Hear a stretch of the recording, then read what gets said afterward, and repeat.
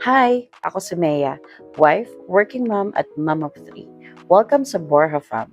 Dito ko sinishare ang mga simpleng ganap sa buhay, work, faith, motherhood, home life, at kung ano-ano pang kwenta sa araw-araw. Kung gusto mong sumabay sa araw-araw naming ganap, tara, samahan niyo kami. Hello guys! So for today's ganap, pupunta tayo ng simbahan para mangumpisal. Maulan pero hindi tayo tatamarin. Alam ko wala na magtatanong pero gusto ko lang i-share sa inyo na 3 weeks na rin akong hindi nakakapag-communion.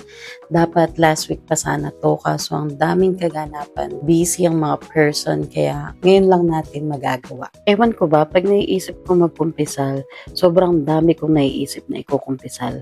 Pero pag andun na ako, nalilimutan ko pa din yung iba. So, ang ginagawa ko na is mag-list sa phone ko ng mga ikukumpisal ko para ma-lessen ko ang pagkalimot and ma-make sure ko na ma-confess ko lahat.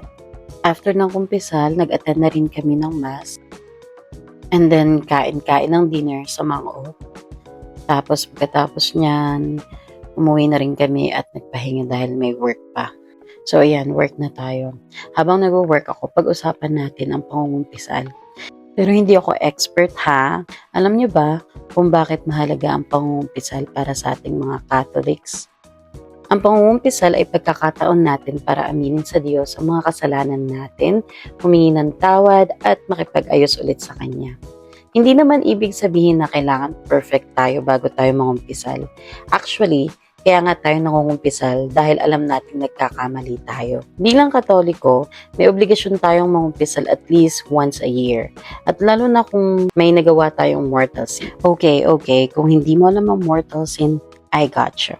Ang mortal sin ay simple lang. Ito ay mabigat na kasalanan na alam nating mali pero pinili pa rin nating gawin. At may 3 qualifiers para masabing mortal sin ito. Mabigat ang bagay na ginawa, alam nating mali ito, at sinadya natin itong gawin o ginawa pa rin natin. Alam niyo ba kung anong madalas nating makomit na mortal sin bilang mga Katoliko? Yun ay yung hindi pagsisimba ng Sunday o Holy Day of Obligation nang walang mabigat na dahilan tulad ng pagkakasakit o ibang serious reason. Tapos kukommunion pa yan siya pagsimba niya. Aray ko! Pag hindi ka nakasimba ng isang Sunday, automatic kailangan mo mag-confess at makatanggap ng absolution bago ka mangumunyon para hindi naman nakakahiya kay Lord. Tsaka huwag mo sasabihin na kapag nagkasala ka na, wala ka ng pag-asa. Kasi ang kumpisal ay hindi lang tungkol sa pagsabi ng mga kasalanan natin. It's also about repentance, yung tunay na pagsisisi at kagustuhan nating magbago at hindi na ulitin ang kasalanan. And one more thing, minsan kasi iniisip natin na nakakahiya mangumpisal dahil baka ang dami nating kasalanan. Pero tandaan natin, hindi tayo pumupunta sa kumpisal dahil mabuti na tayo.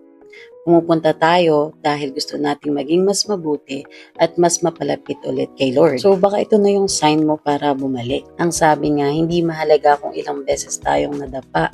Ang mahalaga, hindi natin hinahayaan na ang hiya at guilt ang tuluyang maglayo sa atin kay Lord. And sana lagi nating tandaan, ang paglapit sa Diyos ay hindi para sa mga taong perfect.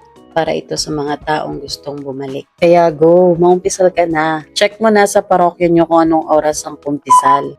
Oo nga pala, bago makalimutan, pwede rin siya after mass, lumapit ka lang kay Father, sabihin mo magko-confess ka. Yun lang guys, work muna ako. Bye!